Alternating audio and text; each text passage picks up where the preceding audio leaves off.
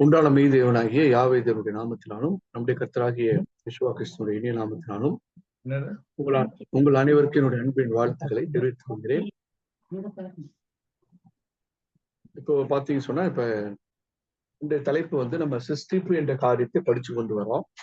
சிஸ்டிப்பு என்ற தலைப்புல சிஸ்டிப்பை பொறுத்தவரையில நம்ம முதலாவதாக அது எப்படி எந்த வார்த்தை பயன்படுத்தப்பட்டது, அதற்குரிய விளக்கங்கள்லாம் முதல் அதிகாரத்துல சாப்டர் 1ல படிச்சோம்.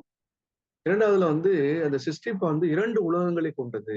அதாவது ஆவி உலகம் மற்றும் அதாவது வேர்ல்ட் ஆஃப் ஸ்பிரிட் அல்லது வேர்ல்ட் ஆஃப் மேட்டர், அதாவது வஸ்துக்களால் காணக்கூடிய வஸ்துக்களால் ஆன ஒரு உலகம் என்றும் காண முடியாத ஒரு உலகம். கண்கள் அதான் காண முடியாதுன்னா மனித கண்களால் காண முடியாத ஒரு உலகம் என்று அப்ப இரண்டாக பிரித்து கொண்டு இந்த சிஸ்டிப்பை செய்திருக்கிறார் என்று பாஸ்டர் ஜான்சன் சொல்றாரு.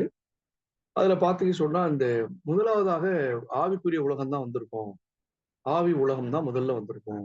ஏன்னு சொன்னா ஆவி உலகத்தில் இருக்கக்கூடியவர்களை வைத்து கொண்டு தேவன் அந்த வேர்ல்ட் ஆஃப் மேட்டர் என்று சொல்லக்கூடிய ஜட பொருட்களால் ஆன அந்த உலகத்தை சிருஷ்டித்திருக்க கூடும் என்று ஆகியனால ஆவி உலகம் தான் முதல்ல இருந்திருக்கும். அப்ப அந்த ஆவி உலகம் என்றால் முதலில் அதுல இருக்கக்கூடிய வாசி யார் என்று பார்த்தால் யாவே தேவன் தான். தேவனாகி தேவன், தேவாதி தேவன். அவர் வந்து தண்ணீர் தானே போதுமான தேவன், தண்ணீர் தானே அவர் செல்ஃப் எக்ஸிஸ்டண்டா இருக்காரு. அப்ப முதல் புத்தகத்துல அவர் பாஸ்டர் ஜான்சன் வந்து 14 விதமான இருத்தலுக்குரிய இயல்புகள், தேவனுக்குரிய இருத்தலுக்குரிய இயல்புகளை பற்றி எழுதுகிறார். அது எழுதும் பொழுது அவர் ஒருவர் தான் ஒரு யூனிட்டி, ஏகத்துவம் உடையவர். அவர் வந்து ஆழங்காண முடியாத தேவன், அவர் நித்தியத்துவம் உடையவர், ஒரு சர்வ ஞானம் உள்ளவர், அன்புள்ளவர், வல்லமை உள்ளவர். அவருடைய குணநயங்கள்லாம் எழுதுறாரு. அதுல ஒரு முக்கியமான பாயிண்ட் என்னன்னா, ஈடற்ற உச்ச உயர்நிலை உடையவர். அவர் காட் சுப்ரமசி. அது வந்து அந்த ஈடற்ற உச்ச உயர்நிலை வந்து வேற யாருக்குமே இல்லை. இந்த உலகத்திலே அவர் ஒருத்தருக்கு தான் இருக்கு. அப்ப அவர் வந்து சிருஷ்டிக்கப்பட முடியாதவர். அப்ப அவர் தான் சிருஷ்டிகர். அவர் ஒருவர் மாத்திரமே சிருஷ்டிகர், ஒரு சிருஷ்டிக்கப்பட முடியாதவர். மீது எல்லா காரியங்களுமே சிருஷ்டிக்கப்பட்டது என்று நம்ம பார்க்கிறோம். அதுல முதல்ல பார்க்கும்போது லோகாஸ் தான் முதலாவதாக சிருஷ்டிக்கப்பட்டார் என்று நம்ம படிக்கிறோம். இப்ப கடந்த வாரங்கள்ல பத்தி இதுல வந்து பாஸ்டர் ஜான்சன் வந்து அதிகமாக லோகாஸை பற்றி தான் எழுதுறாரு. லோகாசருடைய சிருஷ்டிப்பு, லோகாசருடைய தன்மை, லோகாசருடைய அவருடைய ரிலேஷன், தேவனுக்கும் அவருக்கும் உள்ள அந்த உறவு என்ன, தொடர்பு என்ன, அடுத்தது லோகாசருடைய வேலை என்ன அப்படின்னு சொல்லி, அதாவது லோகாஸ் என்று சொல்லும்போது அவர் வந்து ப்ரீ ஹியூமன் நம்முடைய யெகோவா கிறிஸ்து மனிதனாக ஆவதற்கு முன்பாக இருந்த ஒரு ஆவிக்குரிய தன்மை, ஆவிக்குரிய நிலை என்று நமக்கு தெரியும். சோ அதை பத்தி தான் எழுதுறேன். அப்ப நம்ம கடந்த வாரங்களை பார்த்தது என்ன அப்படின்னா, நம்ம அதுக்கு அநேக வசனங்கள்லாம் எடுத்து காட்டினோம். நம்முடைய கர்த்தராகிய யெகோவா கிறிஸ்து மனிதனாக ஆவதற்கு முன்பாக அவர் தான் இந்த தேவனுடைய முதல் சிருஷ்டியாக இருந்தார். அவள் தான் தேவனுடைய சிருஷ்டிக்கெல்லாம் ஆதியாக இருந்தார் என்று நம்ம படித்தோம். அதுக்கு வந்து பல வேத வாக்கியங்களை கொடுத்திருக்கிறோம். அதுக்கு நிறைய மென்மேலும் நிரூபணங்களை கொடுத்திருக்கோம். அவர் நிச்சயமாக ஒரு ஆரம்பம் உடையவராக இருந்தார். லோகாஸ், அதாவது யெகோவா கிறிஸ்து ஒரு ஆரம்பம் உடையவராகவும் அவர் நித்தியத்துக்கும் இல்லாதவராக இருந்தார். நித்தியத்துவம் அவர் கிடையாது.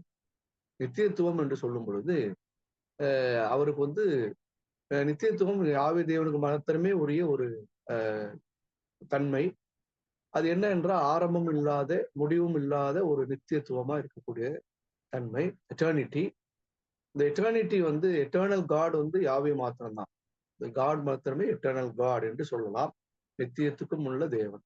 ஆனால் லோகாஸ் ஒரு ஆரம்பம் உடையவர்.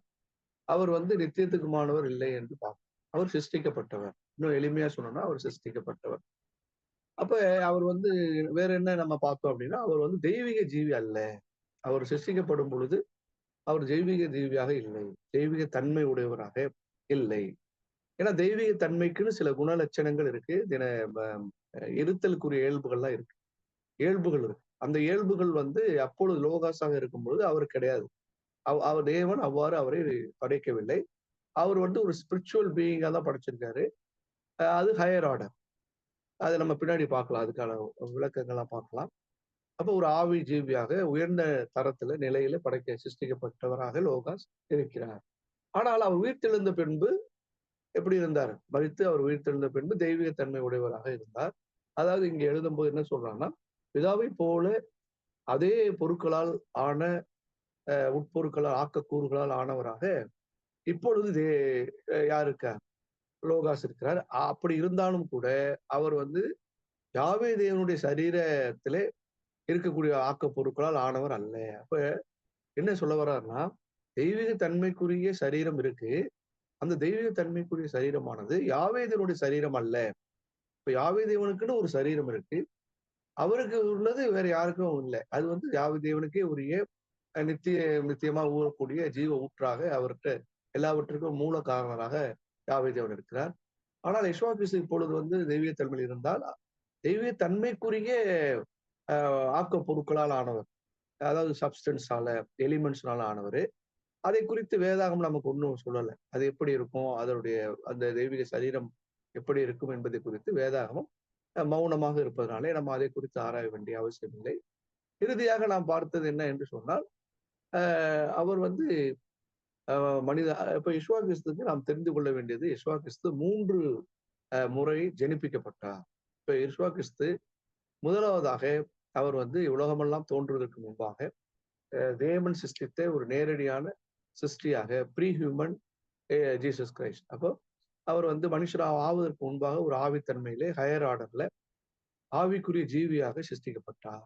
அடுத்ததாக கன்னி மரியாள் வயிற்றிலே சிசுவாக மனிதனாக பூரண மனு கருவாக சிருஷ்டிக்கப்பட்டார், ஜெனிப்பிக்கப்பட்டார் என்று பார்க்கிறோம்.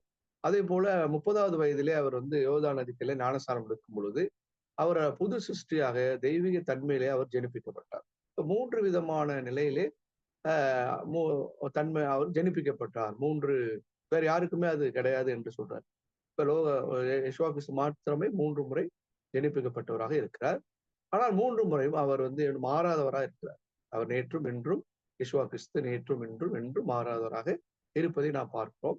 அது மாத்திரமில்லாமல் இந்த 3 நிலையிலுமே அவர் பிதாவுக்கு கீழ்ப்பட்டவராக இருப்பார். அப்ப பிதாவுக்கு சமமானவராக இல்லை. அப்படிதான் பார்ப்போம். ஏனென்றால் பிதாவானவர், அப்ப பிதாவாகிய தேவன் வந்து அவர் தம்மில் தாமே ஒரு தனி சிறப்பு உடையவராக, தனித்தன்மை, அந்த யூனிக்னஸ் அது யாருக்குமே கிடையாது. அது வந்து அந்த யூனிக்னஸ் எதுல இருக்குன்னா அவருடைய குணநயங்கள், அவருடைய குண இயல்புகள்ல இருக்கு, அவருடைய இருத்தலுக்குரிய இயல்புகள்ல இருக்கு. அது வந்து முழுக்க முழுக்க அந்த ஈடற்ற உச்ச உயர்நிலை உடையவராக, மேலாதிப்பம் உடையவராக யாவே தேவன் தான் இருக்கார். இப்போ அதுதான் நம்ம புரிஞ்சுக்க வேண்டியது. எதுக்காக இதை ஜான்சன் மீண்டும் மீண்டும் எழுதுறாங்கன்னா, அந்த திரித்துவங்கிறது வந்து மக்களை குழப்பி கொண்டிருப்பதனால, குறிப்பாக கிறிஸ்தவ மண்டலங்கள்ல அதிகப்படியாக மேலோங்கி இருப்பதனால, ஓங்கி இருப்பதனால நிறைய விஷயங்கள் அது திரும்ப திரும்ப ரிப்பீட்டட் பாயிண்ட்ஸ் எல்லாம் வருது. இப்ப இந்த கருத்தோட்டத்திலிருந்து நான் பார்க்கும் பொழுது, கருத்து நிலையிலிருந்து பார்க்கும்போது வேத வாக்கியங்கள்லாம் நமக்கு இசைவாக இருக்கும். அப்ப நம்ம வந்து ஒரு நல்ல நிலையிலிருந்து பார்க்கிறோம். இப்ப பிதாவுக்கும் குமாரனுக்கும் உள்ள உறவை, அவர்களுக்கு உள்ள தொடர்பை நாம் வந்து பிரித்து பார்க்க வேண்டும். இப்ப பிதா என்பவர் ஒரு நபர், பர்சன். அவர் தனிப்பட்ட இயல்புகளை உடையவர். அவருக்குன்னு இருத்தலுக்குரிய இயல்புகள் இருக்கு. அதே போல லோகாஸ் என்பது ஒரு பர்சன்.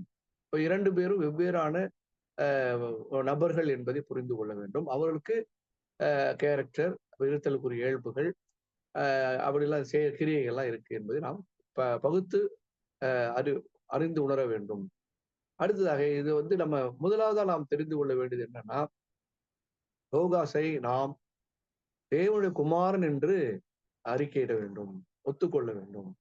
அதுதான் சொல்லுது. இப்ப அவர் வந்து பிதா அல்ல, அவர் குமாரன் என்று நாம் லோகாஸ் தேவனுடைய குமாரன், அவர் வந்து தேவன் அல்ல என்பதை நாம் முதலாவதாக அறிக்கையிட வேண்டும். ஏன்னு சொன்னா குமாரனும் பிதாவும் ஒரே ஆளாக இருக்க முடியாது இல்லைங்களா? அது சொல்றாரு. அடுத்தது ஒருவேளை ஒருவர் முரட்டு பிடிவாதமாக வலியுறுத்தி அழுத்தம் திருத்தமாக 2 பேரும் ஒண்ணுதான், அவரே பிதாவாகவும் அவரே குமாராகவும் இருக்கிறார் என்று சொன்னால் அது வந்து எப்படி இருக்கும் அப்படின்னா, அது நிச்சயமாக ஒரு முட்டாள்தனமான அர்த்தமற்றதாக, பொருளற்றதாக, என்ன சொல்ல போனா நியாயவாதங்களுக்கு முரண்பட்டதாக இருக்கும் என்று பார்க்கும். ஆகையினால பிதா வந்து தேவன் என்றும், இவர் வந்து பிதாவுடைய குமாரன், அதாவது தேவனுடைய குமாரன் என்றும், இன்னும் சொல்ல போனா தேவனுடைய ஒரே பேரான குமாரன், காட்ஸ் ஒன்லி பிகாட்டன் சன் என்பதை நாம் புரிந்து கொள்ள வேண்டும். அதாவது தேவன் பிதா அவருடைய பிதாவாக இருந்து நேரடியாக அவரை சிருஷ்டித்திருக்கிறார். இந்த கருத்துல பார்க்கும்போது வேற யாருமே என்ன இல்லை, நம்ம எல்லாருமே ஒரு விதத்துல நேரடியா பார்க்கும்போது ஒரு கருத்து நம்மளாம் தேவனுக்கு குமாரர்களே இல்லை அப்படின்னு சொல்றாரு. எப்படின்னா பிதா ஒருவர் ஒரே நேரடியா சிருஷ்டித்த ஒரே சிருஷ்டி குமாரன் யாருன்னா லோகாஸ் தான். மற்றவர்கள் எல்லாம் லோகாஸ் மூலமாக சிருஷ்டிக்கப்பட்டிருக்கிறார்கள் என்பதை நாம் வகுத்து புரிய வேண்டும். இதற்கான அநேக வேத வாக்கியங்கள் இருக்கிறது. அதற்கு வந்து நம்ம இன்னைக்கு படித்த வேத வாக்கியம் கூட இருக்கு. அந்த லோகாஸ் வந்து மாம்சமாகி நமக்குள்ளே வாசம் பண்ணினார். யோவான் 1:14 நம்ம வாசிக்கலாம். யோவான் 1:14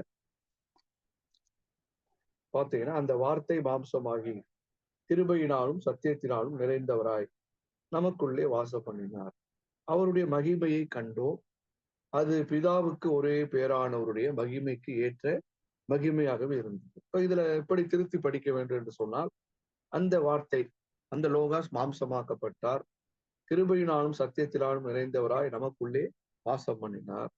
அவருடைய மகிமையை கண்டோம். அது பிதாவின் ஒரே பேரானவருடைய, பிதாவுக்கு இல்ல, எப்படி இருக்கணும், அது பிதாவின் ஒரே பேரானவருடைய மகிமைக்கு ஏற்ற மகிமையாகவே இருந்தது என்று படிக்கணும். இப்ப இதுல என்ன சொல்ல வரானா, பிதாவுக்கு ஒரே பேரான குமாரன் லோகாஸ் தான். அடுத்தது 18ஆம் வசனம், அதிலே பார்த்தோன்னா, தேவனை ஒருவனும் ஒரு காலும் கண்டதில்லை, பிதாவின் மடியில் இருக்கிற ஒரே பேரான குமாரனே அவரை வெளிப்படுத்தினார். இப்ப இந்த ஒரே பேரான சொல்லும்போது அதுல வந்து வல்லின ரா பயன்படுத்தப்பட்டிருக்கு. The only பிகாட்டட் Sun.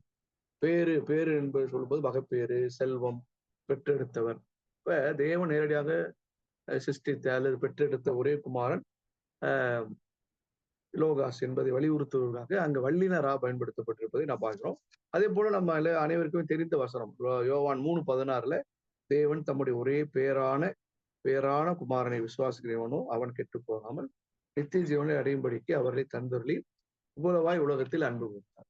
அப்ப இந்த வாக்கியங்கள், இந்த இன்னும் அநேக வேத வாக்கியங்களை பிதா வேற குமாரன் வேற அப்படின்னு பிரித்து நமக்கு போதிக்கின்றன.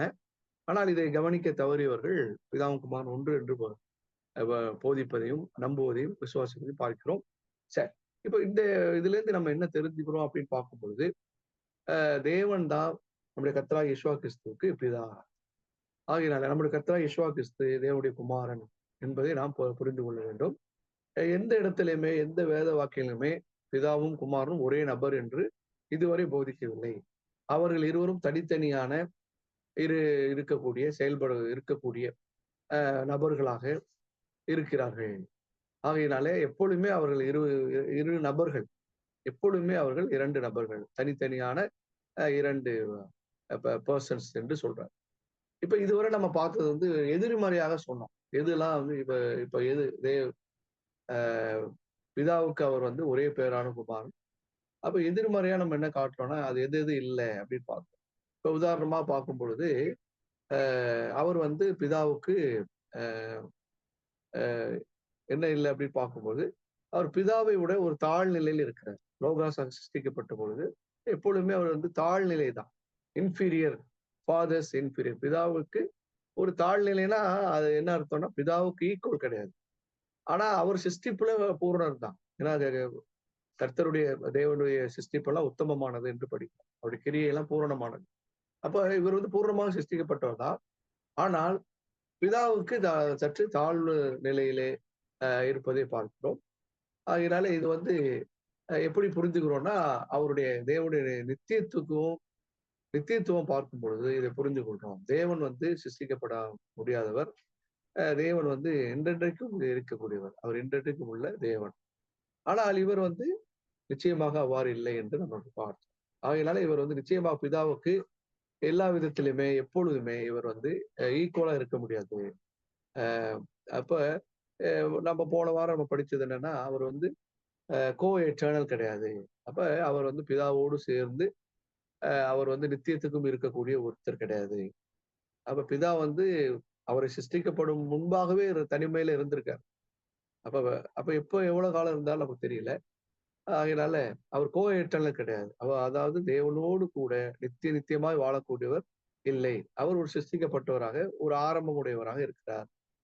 ஆனால் முடிவு இல்லாதவரா இருக்கிறார். அது வேற விஷயம். ஆனால் ஆரம்பம் உடையவர். லோகாஸ் ஆரம்பம் உடையவர்.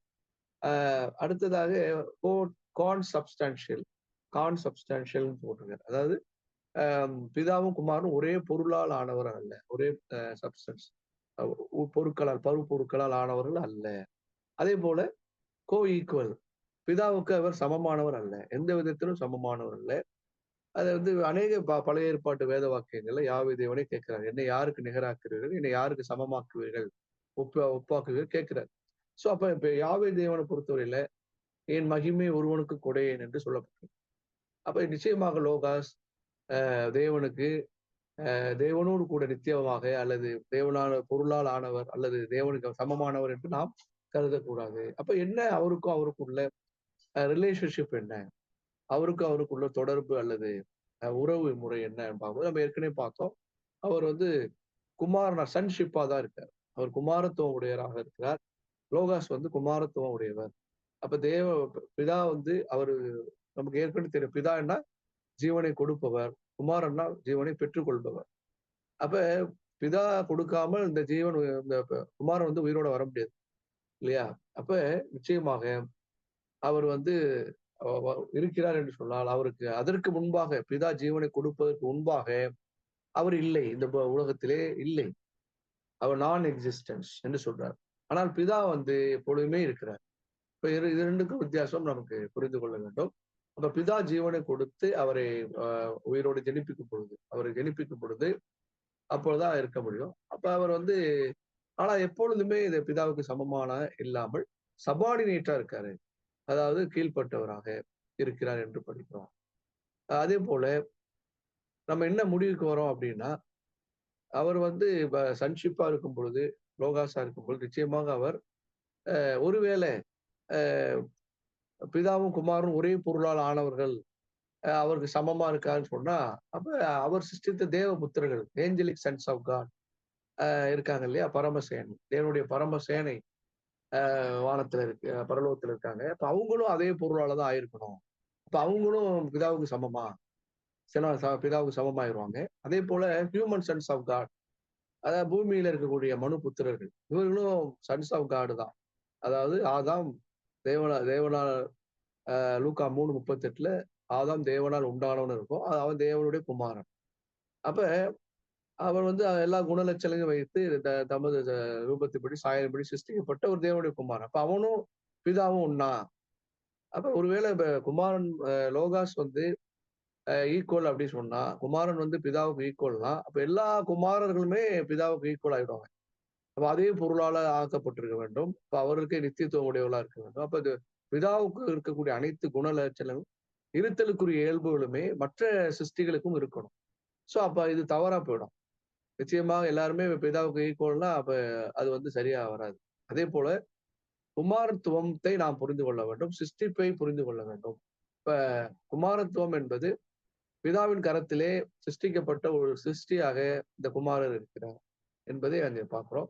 இப்ப இதெல்லாம் நம்ம கூர்ந்து உற்று நோக்கி கவனித்து பார்க்கும் பொழுதுதான் லோகாஸ் என்பவர் ஒரு சிருஷ்டிக்கப்பட்டவராக இருக்கிறார். ஆனால் அவர் எப்பொழுதுமே பிதாவை விட சற்று தாழ்ந்த நிலையில இருக்கிறார்.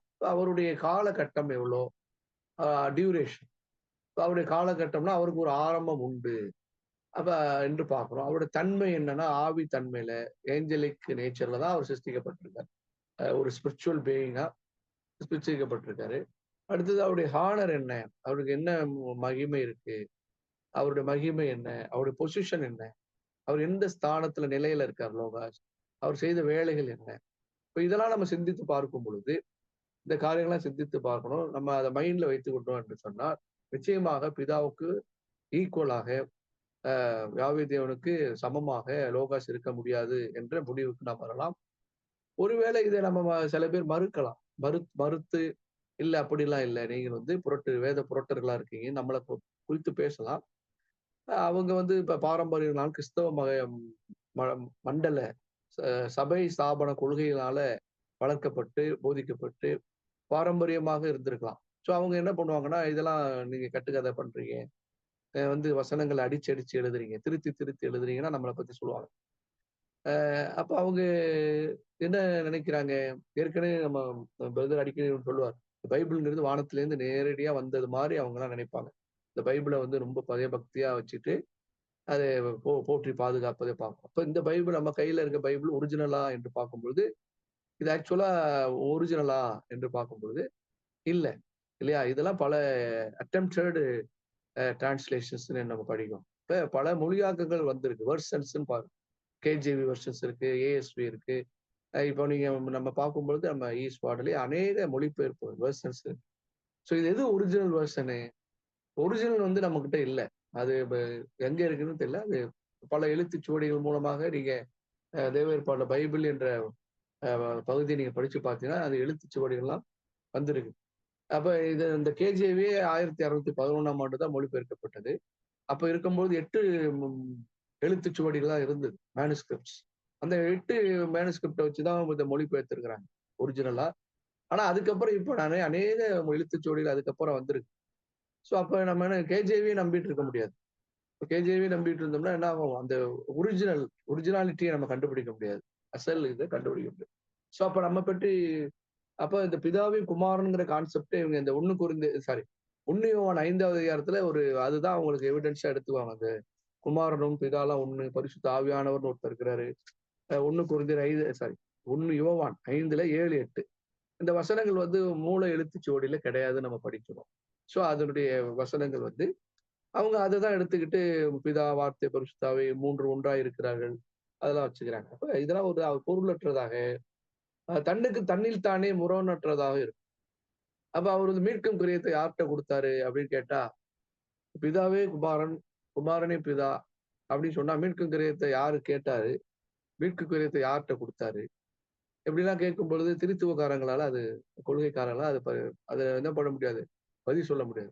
இப்போ வேத வாக்கியங்கள் அவங்களுக்கு புரியாது. வேத வாக்கியங்கள் ஒன்றுக்கு ஒன்று முரணாக இருக்கும். அதே போல அவங்களுடைய கருத்துக்கள், கோட்பாடுகள் எல்லாமே ஒரு பொருளற்றதாக, நியாயவாதங்களுக்கு அப்பாற்பட்டதாக இருக்கும் என்று படிக்கிறோம். ஆனா சரியா நம்ம புரிந்து கொண்டோம்னா, குமாரனுக்கும் பிதாவுக்கும் உரிய உறவை புரிந்து கொண்டோம்னா, அநேக வேத வாக்கியங்கள், போதனைகள் நமக்கு தெளிவாக புரியும். அப்ப அது மாத்திரம் இல்லாமல் நம்ம தேவனை வந்து மிகுந்த பக்தியோடு, பயபக்தியோடு போற்றுவதற்கு வரும். இப்ப அ தேவன் தான் நமக்கு சுப்ரீம் இன்டெலிஜென்ட் கிரியேட்டர் என்று படிக்கிறோம். அவர்தான் ஞானமுள்ள ஈடற்ற உச்ச உயர்நிலை உடைய ஒரு அறிவுள்ள சிருஷ்டிகர். அதனால அவரை தான் நம்ம முதல்ல தொழுது கொள்ள வேண்டும் என்று படிக்கிறோம். இப்ப இன்னொரு பாயிண்ட்ல எக்ஸ்ட்ரீம் போயிட்டு என்ன கேட்பாங்கன்னா, நீங்க அப்போ இயேசு கிறிஸ்துக்கு மரியாதை கொடுக்க மாட்டீங்களா? இப்ப பிரதர் பன்னீர்செல்வம் கூட ஒரு கேள்வி பதில்ல சொன்னார் இல்லையா? ஒரு சில பேர் சிருஷ்டி தொழுது கொள்றோம். இயேசு கிறிஸ்து வந்து சிருஷ்டி. அதனால நாங்க தொழுது கொள்ள மாட்டோம். நாங்க யாவே தேவனை தான் பிதாவை தான் தொழுது கொள்வோம். அப்படின்னு சொல்லி சில பேர் சொன்னாங்க. ஆனா வேத வாக்கியம் என்ன சொல்லுது? குமாரனை கனம் பண்ணாதவன் பிதாவையும் கனம் பண்ணான். அப்ப நம்ம வந்து எந்த ஒரு மனுஷனுமே புது சிருஷ்டியா இருந்தாலும் சரி, அவங்க இப்ப தெய்வீக தன்மை போற அதாவது இவங்க மணவாட்டி சபையா இருந்தாலும் சரி, உலக ரட்சிப்பா இருந்தாலும் சபை ரட்சிப்பா இருந்தாலும், உலக ரட்சிப்பா இருந்தாலும் முதல்ல பேசிக்கா என்ன வேணும்? மீட்கும் கிரயம்ங்கிறது வேணும். இப்ப மீட்கும் கிரயத்தை கொடுத்தவர் யேசுவா கிறிஸ்து. அவருடைய மெரிட்டோரியஸ் காஸ். அப்ப அது இல்லாம அவரு நம்ம தொழுது கொள்ளாம நம்ம என்ன பண்ண முடியாது? நமக்கு உயிரோடே வர முடியாது. உயிர்த்தெழுதலே இல்ல. இல்லையா? உயிர்த்தெழுதலே இல்ல. அப்ப அவர கனம் பண்ணாம எப்படி நம்ம இந்த கான்செப்ட்ல அடிபட்டு போயிடும். அப்ப மீட்கும் கிரயங்கிறது யேசுவா கிறிஸ்து கொடுத்தனால நிச்சயமா அவரை நாம் கனம் பண்ண வேண்டும். இல்லையா? பிதாவே அவரை உயர்த்திருக்கிறார். பிதாவே அவரை கனம் பண்ண சொல்லியிருக்கிறார். அதுதான் நம்ம வேத வாக்கியங்கள்ல வாசிக்கிறோம். பிலிப்பியர் 2வது அதிகாரத்துல 9ல இருந்து 11. பிலிப்பியர் 2வது அதிகாரம் 9 முதல் 11ல பார்த்தீங்கன்னு சொன்னா, அதனால் தேவன் எல்லாவற்றுக்கும் மேலாக அவரை உயர்த்தி, யெகோவாவின் நாமத்தில் வானோர், பூதலத்தோர், பூமியின் கீழானோருடைய முழங்கால் யாவும் முடங்கும்படிக்கும், பிதாவாகிய தேவனுக்கு மகிமையாக யெகோவா கிறிஸ்து கர்த்தர் என்று நாவுகள் யாவும் அறிக்கை பண்ணும்படிக்கும், எல்லா நாமத்திற்கு மேலான நாமத்தை அவருக்கு தந்தருளினார். பிதாவே அவரை உயர்த்திருக்கிறார். பிதாவே அவருக்கு மகிமையை கொடுத்து, கனத்தை கொடுத்து, அவருடைய வலது பாரிசத்தில் வைத்திருக்கிறார். வலது பாரிசம் என்று சொன்னால் அது வந்து அவருடைய ஒரு சீஃப் ஃபேவர் அண்ட் பவர். அவருக்கு அதிகாரத்தையும் அவருடைய தயவையும் கொடுத்து வைத்திருக்கிறார். இப்ப எபிரேயர் 1:3 வசனம் படிச்சீங்கன்னா, எபிரேயர் 1:3 இவர் அவருடைய மகிமையின் பிரகாசமும் அவருடைய தன்மையின் சொரூபமாக இருந்து சர்வத்தையும் தம்முடைய வல்லமையுள்ள வசனத்தினாலே தாங்குகிறவராய் தம்மாலே தாமே நம்முடைய பாவங்களை நீக்கும் சுத்திகரிப்பை உண்டு பண்ணி உன்னதத்தில் உள்ள மகத்துவமான ஒரு வலது பாரசத்திலே உட்கார்ந்தார். இப்ப நிச்சயமா அவங்க கேட்ட கேள்வி என்ன? நீங்க வந்து அப்ப யாவே தேவனை மட்டும் தான் வணங்குவீங்களா? நீங்க ஜெகோவா விட்னஸ்காரங்க, நீங்க ஜெகோவாவை தான் கும்பிடுறீங்க, அப்ப இயேசு கிறிஸ்துக்கு நம்ம மரியாதை கொடுப்பேன்னு சொல்லுவாங்க. அவளாக அப்படி அல்ல. இப்ப யாவே தேவனுக்குரிய மகிமை யாவே தேவனுக்கு கொடுக்கணும், யெஷுவா கிறிஸ்துக்குரிய மகிமை யெஷுவா கிறிஸ்து கொடுத்து நாம புரிந்து கொண்டு பிதா யார் குமாரன் யார் என்று பகுத்து புரிந்து கொண்டு நம்ம வந்து அவர்களை தொழுது கொள்ள வேண்டும் என்று நம்ம படிக்கணும். புரியுதுங்களா? அப்ப அடுத்ததாக இப்போ லோகாசை பொறுத்தவரையில மற்ற எல்லா ஜீவராசிகளை விட, மற்ற தேவன் சிருஷ்டித்த எல்லா ஜீவ காரியங்களை விட அவர் உன்னதமான இருக்கார். அதுல எந்தவித மாற்று கருத்து இல்லை. லோகாஸ் தான் தேவன் சிருஷ்டித்த சிருஷ்டிப்பிலேயே மிக உன்னத சிருஷ்டியாக இருக்கிறார் என்று பார்க்கிறோம். இப்ப இதை குறித்து வேத வாக்கியங்கள் என்ன சொல்லுது என்று பார்க்கிறோம். இப்ப தானியேல் 10:13 அவருக்கு ஒரு பேர் கொடுக்கப்பட்டிருக்கு. அந்த பேர் என்னன்னு பார்க்கலாம். தானியேல் 10:13 தானியேல் 10:13 என்ன சொல்றாரு? பெர்ஷியா ராஜ்யத்தின் அதிபதி 21 நாள் மட்டும் என்னோடு எதிர்த்து நின்றான். ஆனாலும் பிரதான அதிபதிகளில் ஒருவனாகிய மிகாயேல் எனக்கு உதவியாக வந்தான். ஆதலால் நான் அங்கே பெர்ஷியாவின் ராஜாக்கள் இடத்தில் தரித்திருந்தேன்னு சொல்லப்பட்டிருக்கு. இந்த இடத்துல நம்ம கவனிக்க வேண்டியதுன்னா, யெஷுவா கிறிஸ்துவோட லோகாசா இருக்கும்போது அவருக்கு இன்னும் பல பேர்கள் கொடுக்கப்பட்டிருக்கு, பட்டங்கள், அவருடைய அலுவல் பெயர்கள். மிகாயேல், இந்த மிகாயேல் என்பது தேவனை போலானவர் என்று அர்த்தம். இந்த மிகாவேல், ஆனா இந்த இடத்துல மொழிபெயர்ப்புல ஒரு தவறு செஞ்சிருக்காங்க. பிரதான அதிபதிகளில் ஒருவனாகிய மிகாயேல். அப்ப நிறைய பிரதான அதிபதிகள் இருக்க மாதிரி காட்டப்பட்டிருக்கு. இது அப்படி இல்லை. ஒய்எல்டி டிரான்ஸ்லேஷன்ல பாத்தீங்கன்னா first of the chief heads. இப்ப ஜான்சன் இதை கண்டுபிடிச்சு எழுதியிருக்கிறார். The first of the chief princes என்று அவர் கரெக்டா எழுதியிருக்காரு. மற்ற மொழியாக்கங்கள்லாம் அப்படி இல்லை. அப்ப இப்ப மிகாயேல் என்பது ஒருத்தர் தான். மிகாவேல் என்பது ஒருத்தர் தான். அவர் வந்து மற்ற ஆவிக்குரிய பிரபுக்களை விட அதுல உன்னதமாக உயர்ந்தவராக ஃபர்ஸ்டா இருக்காரு. சீஃபா ஃபர்ஸ்டா இருக்காரு என்று அர்த்தம். சரிங்களா? ஏன்னா கேருபீன்கள் செராபீன்கள் எல்லாம் இருக்காங்க, தேவதூதெல்லாம் இருக்காங்க. அதுல இவர் தான் சீஃப், இவர் தான் first of the chief princes என்று சொல்லப்பட்டிருக்கு. ஆகவே மிகாயேல் என்ற வார்த்தை அவர் மனுஷனாக ஆவதற்கு முன்பாக இருந்த லோகாஸ் நிலைமை என்று பார்க்கிறோம்.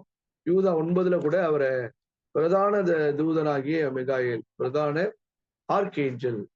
ஆர்க்ஏஞ்சல் என்ற வார்த்தை ஆங்கிலத்துல பயன்படுத்தப்பட்டிருக்கு. பாத்தீங்கன்னா பிரதான தூதனாகிய மிகாயேல் மோசையோட சரித்திரத்தை குறித்து பேசுகிற போது, அப்ப இவருக்கு இன்னொரு பேர் என்ன? பிரதான தூதன், ஆர்க்ஏஞ்சல். இப்ப மிகாயேல் என்று சொல்லப்பட்டிருக்கு. இவர் தேவனை போலானவர், ஹூ லைக் காட். அடுத்தது வந்து யூதா 9 ஆர்க்ஏஞ்சல், மிகாயேல் த ஆர்க்ஏஞ்சல். இப்ப மிகாயேல் யார் அப்படின்னா அவர் தான் பிரதான தூதன் என்று யூதால கொடுக்கப்பட்டிருக்கு. அதே போல ஆர்க்ஏஞ்சல் என்று இன்னொரு இடத்துக்கு வருது, அதாவது பிரதான தூதன் 1 தெசலோனிக்கர் 4:16. இப்ப இதெல்லாம் எதுக்காக சொல்றாங்க? ஆர்க்ஏஞ்சல்லாம் என்ன அர்த்தம்? ஆர்க்ஏஞ்சல்னா அந்த தேவதூதர்களுக்கெல்லாம் உன்னதமான முதல் தூதன், முதல் சீஃப் ஃபார்பர், சீஃப் என்று அர்த்தம். தலைமையான முதல்ல அவர் தான் அப்படிங்கிற அர்த்தம். அப்ப ஃபர்ஸ்ட் சீஃப் மெசேஞ்சர் என்று சொல்லப்பட்டிருக்கு. இப்ப யெஷுவா கிறிஸ்து ஒரு மெசேஞ்சர் தான் இல்லையா? அவர் சீஃப். எப்படி மெசேஞ்சர்? உண்டான மெய்தேவனாகிய உண்மையும் நீர் அனுப்பினவராகிய யெஷுவா கிறிஸ்துவையும் அறிவதே நித்திய ஜீவன், யோவான் 17:3 சொல்லப்பட்டிருக்கு. அப்ப யெஷுவா கிறிஸ்து அனுப்பின ஒரு சீஃப் மெசேஞ்சராக அவர் தான் வந்து பிதாவை வந்து அறிவிக்கிறார். பிதாவின் திட்டம் என்ன எல்லாவற்றையுமே நமக்கு சொன்னது யாரு? அவர் தான் நமக்கு மனுஷனாக வந்து அவர் சொல்றார். ஆகையினால யோவான் 17:3 சொல்லப்பட்டிருக்கிறார், அவர் வந்து ஒரு சீஃப் மெசேஞ்சராகவும் இருக்கிறார், அதாவது ஆர்க்ஏஞ்சலாக இருக்கிறார் என்று படிக்கிறோம். சரிங்களா? அப்ப இதுல இருந்து நம்ம என்ன செஞ்சுக்கிறோம் அப்படின்னா, அவர் வந்து மற்ற, அது வந்து தேவனை விட ஒரு தாழ்நிலையில சிருஷ்டிக்கப்பட்டிருக்கிறார். ஆனால் மற்ற ஜீவராசிகளை விட உன்னதமான நிலையில், மகத்துவமான நிலையில் சிருஷ்டிக்கப்பட்டிருக்கிறார் என்பதை நாம் புரிந்து கொள்ள வேண்டும். அவர் தான் ஆர்க்ஏஞ்சல் மிகாயேல் என்று சொல்லப்பட்டிருக்கு. கிராமத்தெல்லாம் சொல்லுவாங்க மைக்கேல் மைக்கேல் என்று ஒரு சொல்லுவாங்க. மைக்கேல் பட்டி இப்பெல்லாம் கூட ஊர்லாம் இருக்கு. மைக்கேல் பட்டி, மிகாயேல். மிகாயேல் தான் இதனுடைய பொருளாக இருக்கு என்று படிக்கிறோம். மிகாயேல். இப்போ இதுல வந்து என்ன சொல்றாரு அப்படின்னா, வானமண்டல சிருஷ்டிகள், குறிப்பாக சேனைகள், பரம சேனைகள் எல்லாவற்றை விட இவர் வந்து உன்னதமாக இருக்கிறார். இப்ப இவர் ஒரு 3 காரியங்களை வந்து தேவன் இவரை வந்து பயன்படுத்தி செய்கிறார் என்று சொல்றார். இப்ப ஜான்சன் இந்த 3 காரியம் என்னன்னா, கிரியேஷன், அப்ப சிருஷ்டிப்புல இவர் வந்து லோகாஸ், இந்த ஆர்கேஞ்சல், லோகாஸ், மிகாயேல், இப்ப இவர் வந்து தேவன் கிரியேஷன்ல அவர் பயன்படுத்துறார் என்று சொல்றாரு. அடுத்து 2வது வந்து அவர் வந்து ப்ராவிடென்ஷியல் ஏஜென்ட், அதாவது பரிபாலிக்கிறவராக அவரை வந்து தேவன் பயன்படுத்திருக்கார் என்றும், 3வதாக பழைய ஏற்பாட்டில் வெளிப்பாடுகளை கொடுப்பதற்காக அவரை பயன்படுத்தியிருக்கிறார். ஒரு ஏஜென்ட்டாக, ஒரு தலைமையான ஒரு ஏஜென்ட்டாக இவரை பயன்படுத்தியிருக்கிறார் என்று சொல்லப்பட்டிருக்கு. இப்ப நம்ம வசனங்கள் சொல்வது போல நம்ம பார்த்தோம்னா, முதலாவது கிரியேஷன்ல அவர் எப்படி எல்லாம் பயன்படுத்தப்பட்டிருக்கிறார் என்று பார்க்கும்போது, அவர் மூலமாய் சகலமும் உண்டாயிற்று என்று படிக்கிறோம். எல்லா இடத்துலயுமே அவர் மூலமாக தான் உண்டானது என்றும் அவராலே என்று உண்டாகவில்லை, அவர் மூலமா சிருஷ்டிக்கப்பட்டது என்று பார்க்கலாம். இப்ப யோவான் 1:3 அந்த வசனங்கள் சிலவற்றை படிக்கலாம். யோவான் 1:3, சகலமும் அவர் மூலமாய் உண்டாயிற்று, உண்டானதொன்றும் அவராலே இல்லாமல் உண்டாகவில்லை. இப்ப சிருஷ்டிப்புல தேவனுடைய ஏஜென்டாக இருந்து செயல்படுகிறார். கொலோசியர் 1:16 நம்ம படிச்சிருக்கிறோம். கொலோசியர் 1:16,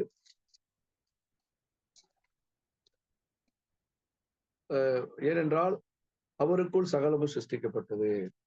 அப்ப இந்த இடத்துல அவருக்குள் என்று சொல்லும் பொழுது அவர் மூலமாய் என்று வரணும். அதனுடைய கிரேக்க வார்த்தையில நம்ம பின்னாடி படிக்கலாம் அந்த வசனங்கள் எடுத்து. அவர் மூலமாய் சகலமும் சிருஷ்டிக்கப்பட்டது என்று அது இருக்கணும். அடுத்து பரலோகத்தில் உள்ளவைகளும் பூலோகத்தில் உள்ளவைகளும் ஆகிய காணப்படுகிறவைகளும் காணப்படாதவைகளுமான சகல வஸ்துகளும் என்று சொல்லப்பட்டிருக்கு. சகல வஸ்துக்கள் என்றால் ஏற்கனவே நம்ம படிச்சோம். வஸ்துக்கள்லாம் பொருட்கள், திங்ஸ் என்று படிச்சோம். அடுத்து சிங்காசனங்கள், கருத்தத்துவங்கள், துரைத்தனங்கள், அதிகாரங்கள் சகலமும் அவரை கொண்டும் அவர் மூலமாயும் சிருஷ்டிக்கப்பட்டது, அவருக்கென்றும் சிருஷ்டிக்கப்பட்டது என்று படிக்கிறோம். 1 கொரிந்தியர் 8:6 நம்ம என்ன படிக்கிறோம் அப்படின்னா, பிதாவாகிய ஒரே தேவன் நமக்கு உண்டு, அவராலே சகலமும் உண்டாயிருக்கிறது, அவருக்கென்று நாமும் உண்டாயிருக்கிறோம், யேசுவா கிறிஸ்து என்னும் ஒரே கர்த்தரும் நமக்கு உண்டு, அவர் மூலமாய் சகலமும் உண்டாயிருக்கிறது, அவர் மூலமாய் நாமும் உண்டாயிருக்கிறோம் என்று சொல்லப்பட்டிருக்கு.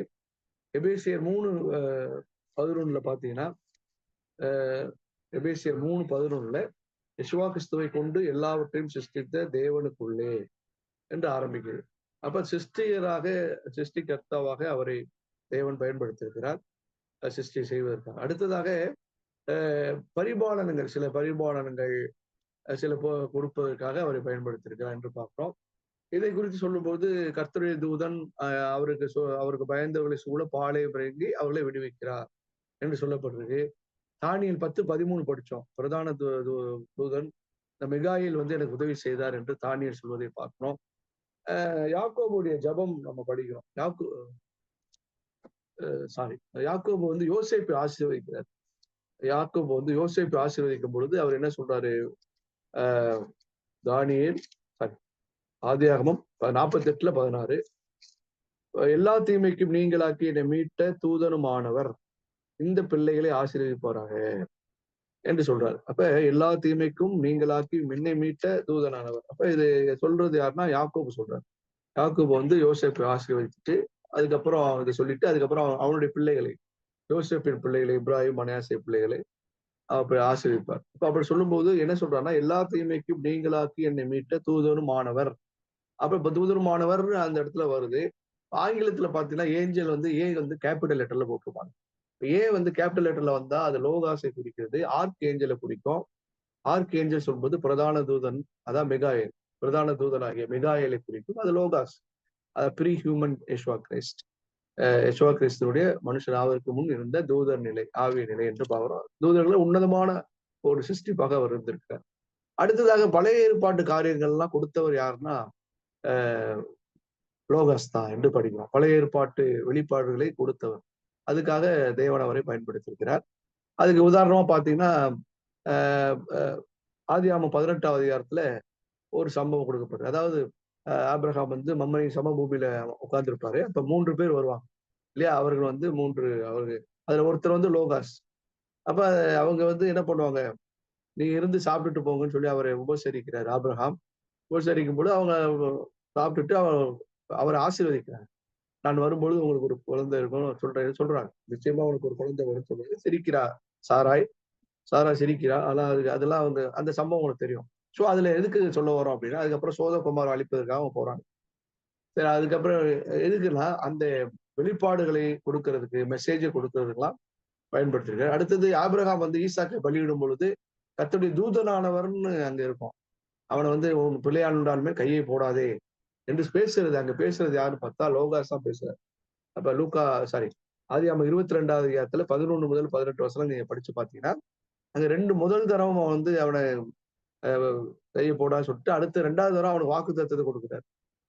அந்த வாக்குத்தத்தம் தான் நமக்கு தெரியும். அந்த ஆணினால் கட்டப்பட்ட உடன்படிக்கை என்று நமக்கு தெரியும். அப்ப இது குடுத்தவர் யாருன்னு பார்த்தா லோகாஸ் தான் குடுக்குறாரு. கர்த்தருடைய தூதனானவர் தான் இருக்கும். அதேபோல முட்செடியில மோசேட்ட பேசினவரும் கர்த்தருடைய தூதனானவர் தான் பேசுறார். கர்த்தருடைய யாத்திராகமம் 3வது அதிகாரம். அதிலேருந்து படிச்சு பார்த்தீங்கன்னா 3வது அதிகாரம்லேருந்து 4வது அதிகாரம்லாம் படிச்சு பார்த்தீங்கன்னா, அங்க மோசே வந்து எகிப்துக்கு அனுப்புறாரு. தன்னை பற்றி பேசி, அந்த முச்செடியில து தோன்றி அவனுக்கு தரிசனமாகி, அப்புறம் அவன வந்து ஒரு டெலிவரராக எகிப்திலிருந்து தம்முடைய ஜனங்களை மீட்பவராக, விடுதலை செய்பவராக அவர் அனுப்புறார். சோ இதெல்லாம் அங்க யாருன்னு பார்க்கும்போது, கர்த்தருடைய தூதனானவர் பிரதான தூதனாகிய மிகாயேல் என்று நம்ம படிக்கிறோம். சோ அப்ப இந்த 3 காரியங்கள் சிருஷ்டிப்புல அவர பயன்படுத்தியிருக்கிறாரு. அவர் வந்து ப்ராவிடன்ஸ்ல பரிபாலனங்கள்ல அவர பயன்படுத்தியிருக்கிறாரு. அடுத்ததாக பழைய ஏற்பாட்டு வெளிப்பாடுகளை கொடுப்பதற்காக அவரை பயன்படுத்துகிறார் என்று படிக்கிறோம். அதனால இந்த எல்லாவற்றிலுமே அவர் உண்மைத்துவம் உள்ளவராக இருக்கிறார். திடப்பற்றுடையவராக, மெய்ப்பற்றுடையவராக, லாயல் என்று சொல்றார். லாயல் என்று சொல்லும்போது மெய்ப்பற்று எந்த சூழ்நிலையிலும் விசுவாசம் மாறாதவராக. அதுதான் மெய்ப்பற்றுடையவர். லாயல்னா அந்த காலத்துல சொல்லுவாங்க, உங்க உப்ப தின்ன உங்களுக்கு துரோகம் பண்ணுவானா அப்படி சொல்லுவாங்க இல்லையா? அந்த காலத்துல வேலைக்காரர்கள்லாம் அந்த அளவுக்கு இவர் வந்து விசுவாச உண்மைத்தோட லாயலாக இருந்திருக்காரு. எல்லா சூழ்நிலையிலும் லாயலாக இருந்திருக்காரு. ஆகையினாலதான் தேவன் இவருக்கு ஒரு அருமையான ஒரு வாய்ப்பை கொடுத்தார். என்ன வாய்ப்பு அது என்று பார்க்கும்போது, தன்னுடைய திட்டத்தை செயல்படுத்தக்கூடியவராக ஒரு மிகப்பெரிய கிராண்ட் ஏஜென்ட் அதை வந்து கொடுத்தார். மற்ற யாருக்குமே கொடுக்கல. தம்முடைய பரம சேனை யாருக்குமே கொடுக்காத ஒரு ஒரு ஆஃபரை தேவன் இவர் முன் வைக்கிறார். இவர் முன்ன வைக்கிறாரு. அதாவது என்னன்னா, அவர் வந்து மனுக்குலத்துக்காக தான் வந்து மனிதனாகி மீட்பு கிரயத்தை கொடுத்து மனுக்குலத்தை மீட்டெடுத்து அந்த உன்னதமான நிலைக்கு தான் உயர்த்தப்பட வேண்டும் என்ற ஒரு ஆப்பர்ச்சுனிட்டியை, ஒரு வாய்ப்பை கொடுக்கிறார். அதுல வந்து அவருடைய தன்மை மாறப்போகுது. அவருடைய கனம், மகிமை, ஐஸ்வர்யங்கள், வேலை எல்லாமே அதுல மாறும். அவர் ஏற்கனவே இருந்த நிலையை விட உன்னதமான நிலை உயர்த்தப்பட இருக்கிறார். சோ அந்த ஆஃபரை தேவன் வந்து ஒரு பரிசாக அவர் முன்னாலே வைக்கிறார். ஏனென்றால் இதுவரை அவர் வந்து உண்மைத்துவமுடையவராக, திடப்பற்றுடையவராக, எந்த நிலையிலும் மாறாதவராக இருந்தனால அந்த ஆஃபரை தான் சிருஷ்டித்த ஒரே பேரான குமாரனாகிய லோகாசுக்கு தராரு. அதை அவர் வந்து தாழ்மையோடு அதை ஏற்றுக்கொள்கிறார். மனமுவந்து இது பிதாவின் சித்தம் என்று சொல்லி ஏற்றுக்கொண்டு அவர் அந்த தேவனுடைய பிதாவின் திட்டத்தை செயல்படுத்த பூமிக்கு வர இதோ வருகிறேன். என்னை குறித்து புஸ்தக சூழல் எழுதியிருக்கிறது. எனக்கு ஒரு சரீரத்தை ஆயத்தம் பண்ணும் என்று சொல்றார். தகன பலிகளும் சர்வாங்க தகன பலிகளும் உமக்கு பிரியமானதல்ல என்று சொல்லிட்டு அந்த யூத யுக அடையாள பான பலிகளை எல்லாம் ரத்து செய்துவிட்டு தன்னுடைய பலியை அங்கே சாதிப்பதை பார்க்கிறோம். நிரந்தர பலியாக, பர்மனன்ட் பலியாக தாமே பலியிடுவதை பார்க்கிறோம். சரி, இதெல்லாம் நம்ம நிறைய படிச்சிருக்கிறோம்.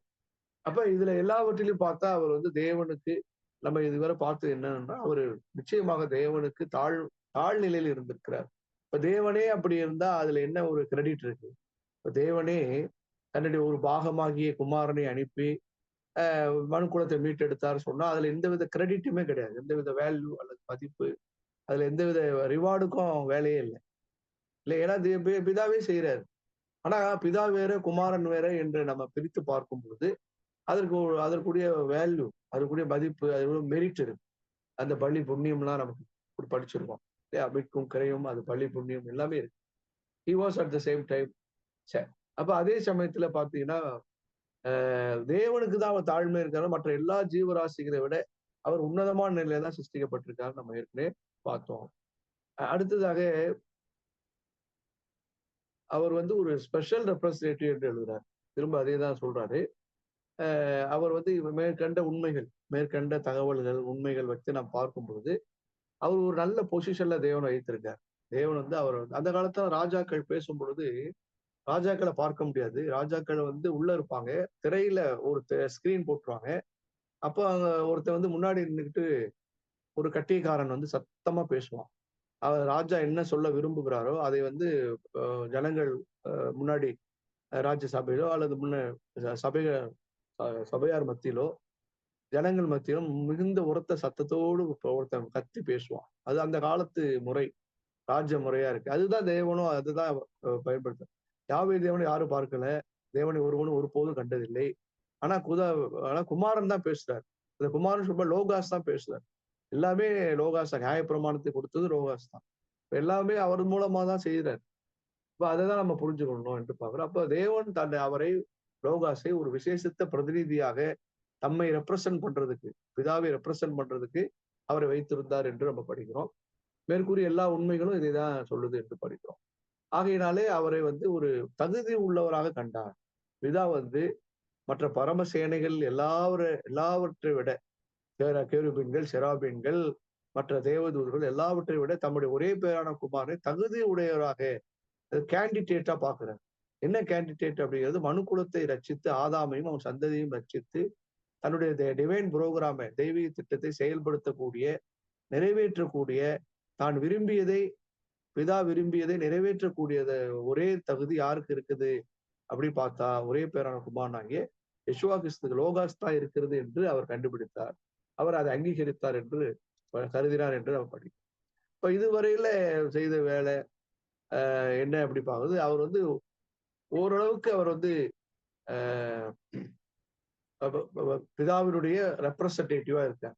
அப்ப பிதாவுக்கு பதிலாக பிதாவினுடைய இடத்தில் இருந்து என்ன சொல்ல வேண்டும் விரும்புகிறாரோ அதை சொல்லிக்கிட்டே வர்றார். ஆனா முழுமையான அதிகாரம் அவருக்கு கொடுக்கப்பட்டதா என்று ஒரு கேள்வி எழும்புது. இப்ப முழுமையான அதிகாரம் அவர்கிட்ட இல்லை.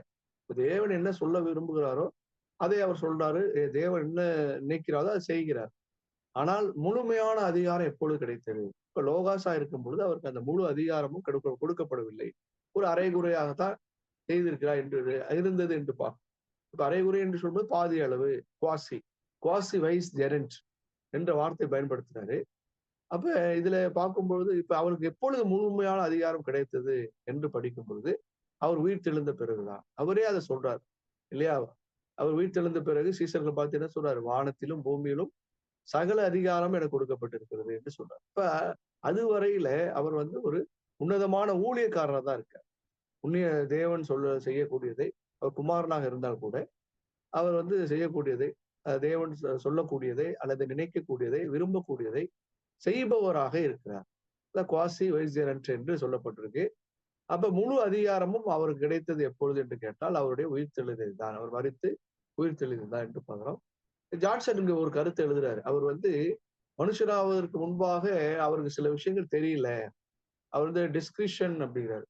அந்த டிஸ்கிரிஷன் பவர், அதாவது தானே முடிவெடுக்கும் ஒரு திறன் அல்லது வந்து சிந்தித்து முடிவெடுக்கக்கூடிய ஒரு திறன் வந்து குறைந்து அவர் என்ன சொல்றாரோ அதை மட்டும் செஞ்சுட்டு இருந்திருக்காரு. ஆனா அவர் உயிர்த்தெழுந்த பிறகு இந்த டிஸ்கிரிப்டிவ் பவர்ஸ் இன்னும் அதிகமாகுது அவருக்கு அப்படிங்கிற தானே சுயமாக சிந்தித்து முடிவெடுக்கக்கூடிய ஒரு சிந்தனை இருக்கு. ஏன்னா நல்லா கவனிங்க, அவருடைய அனுபவம் அது மாதிரி ஆகுது. ஏன்னா லோகாசா இருக்கும் பொழுது அவர் இருந்த சூழ்நிலை வந்து பரிசுத்தமான சூழ்நிலையில, இந்த பாவமற்ற சூழ்நிலையில இருக்காரு. அப்ப அவரை கொண்டுட்டு வந்து என்ன பண்றாரு திரும்ப இங்கே மனுக்குலத்துல இங்கே பாவமுள்ள இந்த சந்ததியார் மத்தியில அவர் வந்து அதிலேயும் அவர் உண்மைத்துவம் உடையவராக தன்னை நிரூபித்து காட்டினார். நம்ம ஏற்கனவே பார்த்தது போல லாயல், மெய் பற்றுடையவராக, திடப்பற்றுடையவராக, தேவன் மேல பற்றுடையவராக இருந்தார் என்று பார்க்கிறோம். சோ அப்ப அவருக்கு வந்து அந்த அப்ப எந்த சூழ்நிலையிலும் நான் எந்த நிலைமையில் இருந்தாலும் மன ரம்மியமா இருக்க கற்றுக்கொண்டேன் பவுல் சொல்ற மாதிரி இல்லையா? அதே போல எந்த நிலையில் இருந்தாலும் அவர் உயர்வான லோகாஸ் என்ற நிலையில் இருந்தாலும் சரி, பூரண மனுஷனாக பூமியில் இருந்தாலும் சரி, அப்பொழுதும் அவர் என்ன பண்றாரு? பிதாவின் சித்தத்தை கற்றுக்கொண்டார் என்று பார்க்கிறோம். அது புது சிருஷ்டியாக இருந்து ஜெனிப்பிக்கப்பட்ட பொழுது 3.5 வருஷ ஊழியத்துல மிக கடுமையான உபத்திரவங்கள் அவருக்கு பாடுகள் இருந்தது. அப்படி இருந்தா கூட அவர் குமாரனா இருந்தும் பட்ட பாடுகளினாலே கீழ்ப்படுதலை கற்றுக்கொண்டார் என்று நம்ம படிக்கிறோம். ஆகையினாலே அவருக்கு அந்த டிஸ்கிரிப்டிவ் பவர்ஸ் அது அதிகமாகுது. அவர் தானே சுயமாக சிந்தித்து முடிவெடுக்கக்கூடிய அந்த அதிக அந்த வல்லமை, சக்தி, திறன்கள் அதிகமாகுது என்று சொல்றாரு. அப்ப இதற்கு முன்னால பிதாவிட்ட போய் கன்சல்ட் பண்ணி அந்த என்ன தகவல் அறிந்து அறிந்து செய்யறாரு. ஆனா இங்க வந்து இப்ப வரும்பொழுது எல்லாம் என்னென்ன தேவன் இப்போ மனிதனாக இருக்கும் பொழுது கூட அல்லது பூமியில இருக்கும்போது கூட அவர் ஒவ்வொன்றையும் பிதாவை சித்தத்தை கேட்டு கேட்டுதான் செய்யறார். அவங்க அம்மா வந்து திராட்சை ரசம் குறைந்து விட்டது என்று கானா ஒரு கல்யாணத்துல கேட்கும்போது அவர், ஸ்திரியே உனக்கும் எனக்கும் என்ன, என் வேலை இன்னும் வரவில்லைங்கிறார். அப்ப அவரு அது ஏன் வேலை வரவில்லை? அதே போல லாசரு மரித்து 4 நாள் ஆயிடுச்சு. அவன் போகவே இல்லை. அப்ப ஏன் போகல அவரு? உடனே விழுந்தடிச்சு போயிருக்கலாம். பிதாவினுடைய சித்தம் இல்லை. இப்ப சேர்த்து கேட்டுட்டு பிதாவை என்ன நினைக்கிறார்? பிதா என்ன சொல்லணும் அதுதான் செய்யறார். அப்ப அதே போலதான். அது தன்ட்ட எவ்வளவு வல்லமைகள் இருக்கு. அதெல்லாம் போய் பெரிய ஆடம்பரமா காட்டிட்டு இல்ல. யார மருத்துவர்ல எழுந்து எழுப்புறாரோ 3 பேரு 2 பேரு தான் எழுப்புறாரு. ஏன்னா எல்லாத்தையும் போய் சுகமாக்கிட்டு இருப்பார். அப்ப அவருக்கு இது பிதாவின் சித்தம் என்னவோ அததான் செஞ்சு தேடி தேடி அதை பார்த்து அதை முழுமையா தன்னுடைய வந்து மறிக்கிறார். தன்னை முற்றிலுமா வெறுமையாக்கி தாழ்த்தினார், வெறுமையாக்கினார் என்று பார்ப்போம். சோ அப்ப இது என்ன ஆகுதுன்னா அந்த கீழ்ப்படுதல் என்ன ஆகுது அப்படின்னா கொஞ்சம் கொஞ்சமா ஒரு டிஸ்கிரிப்டிவ் பவர்ஸ் அதிகமாகுது. அப்ப அவர் எப்படி செய்யணும்? பிதா எதை விரும்புவார், எதை விரும்ப மாட்டாருங்கிறத அவர் கண்டுபிடிச்சிட்டாரு. அவர் வந்து தெரியும். அதனால பிதாவுக்கு எதிரா எதுவுமே செய்ய மாட்டார். இப்ப நம்ம ஏற்கனவே நம்ம பார்த்தது போல 1 கொரிந்தியர் 15 அதிகாரத்துல இவ்வளவு ஒரு மகிமையடைந்த நிலையில இருந்தா கூட எப்படி இருப்பார் அவரு? கீழ்ப்பட்டு இருப்பார். பிதாவுக்கு கீழ்ப்பட்டு இருப்பார். இப்ப கூட அவர் என்ன பண்ணுவாரு? பிதாவின் சித்தத்தை தான் அவரு இருக்கா, சித்தம் இருக்கா இல்லையா என்று கேட்டிருக்காரு. அப்ப நம்ம அடிக்கடி அருமையான வசனம் இது. 1 கொரிந்தியர் 15ல நம்ம 27, 28ல படிச்சோம்னா, சகலத்தையும் அவருடைய பாதத்துக்கு கீழ்ப்படுத்தினாரே. ஆகிலும் சகலமும் அவருக்கு பட்டது என்று சொல்லியிருக்கும் போது சகலத்தையும் அவருக்கு கீழ்ப்படுத்தினவர் கீழ்ப்படுத்தப்படவில்லை என்பது வெளியரங்கமா இருக்கிறது. அப்ப 2 பேரும் பிதாவும் குமாரனும் ஒன்று இல்லை என கீழ்ப்படுத்தினவர் பிதா என்று பார்க்கிறோம். இப்ப சகலமும் 28வது வசனம், சகலமும் அவருக்கு கீழ்ப்பட்டிருக்கும் போது தேவனே தேவனே சகலத்திலும் சகலமுமாய் இருப்பதற்கு குமாரன் தாமும் தமக்கு சகலத்தையும் கீழ்ப்படுத்தினவருக்கு கீழ்ப்பட்டிருப்பார். இப்ப குமாரன் கீழ்ப்பட்டிருப்பார். இப்ப கூட மகிமையடைந்த வானத்திலும் பூமியிலும் சகல அதிகாரம் எனக்கு கொடுக்கப்பட்டிருக்கு சொன்னால் கூட குமாரன் எப்பொழுதுமே கீழ்ப்பட்டிருப்பார். அவர் இயேசுவா கிறிஸ்து நேற்றும் இன்றும் என்றும் மாறாத குணத்தன்மை உடையவராக குணசாயல் உடையவராக இருக்கிறார் என்று நாம படிக்கலாம். அதனால இதுதான் சொல்றது. அப்ப இந்த இடத்துல என்ன தேவன் ஒரு பிரமாணத்தை வந்து தன்னுடைய ஊழியக்காரர்களுக்கு நிரூபித்து காட்ட விரும்புகிறார். அப்ப அததான் அவர் முழுக்க முழுக்க சொல்றாரு. அது என்ன பிரமாணம்? தேவன் ஒரு பிரமாணம் வச்சிருக்காரு. அது என்ன பிரமாணம்னு பார்க்கும்போது லூக்கா 16:10 கொஞ்சத்திலே உண்மை உள்ளவன் அநேகத்திலும் உண்மை உள்ளவனா இருக்கிறான். கொஞ்சத்தில் அநீதி உள்ளவன் அநேகத்திலும் அநீதி உள்ளவனா இருக்கிறான். இப்ப இதுதான் அவர் பிதாவாகிய தேவன் நம்முடைய ஊழியக்காரர்களுக்கு குறிப்பாக விசுவாச உண்மைத்துவம் உள்ளவர்களாக இருப்பவர்களுக்கு அவர் நிரூபித்து காட்ட வேண்டிய ஒரு காரியம். அப்ப இதுல மிக அதிகமாக கீழ்ப்படிந்தவர் யார் என்று பார்த்தால் அவருடைய குமாரனாகிய இயேசுவா கிறிஸ்து தான் இது மிகவும் அதிகமாக கீழ்ப்படிந்தார். தம்மை தாழ்த்தி வெறுமையாக்கினார். அவர் சிலுவையின் மரண பரியந்தமும் கீழ்ப்படிந்தவராய் இருந்தார் என்று நம்ம பிலிப்பியர் 2வது அதிகாரத்துல நம்ம வாசிக்கிறோம். அப்ப அதிகப்படியாக கீழ்ப்படிந்தவர், அதிக அளவில் கீழ்ப்படிந்தவர் இயேசுவா கிறிஸ்து. அப்ப கொஞ்சத்திலே அப்ப அவருடைய பிரமாணம் என்ன சொல்லுது? கொஞ்சத்திலே நீ உண்மையா இருந்தாய், அநேகத்தின் பேர் உன்னை அதிகாரியாக வைப்பேன். அப்பதான் சொல்றாரு இல்லையா?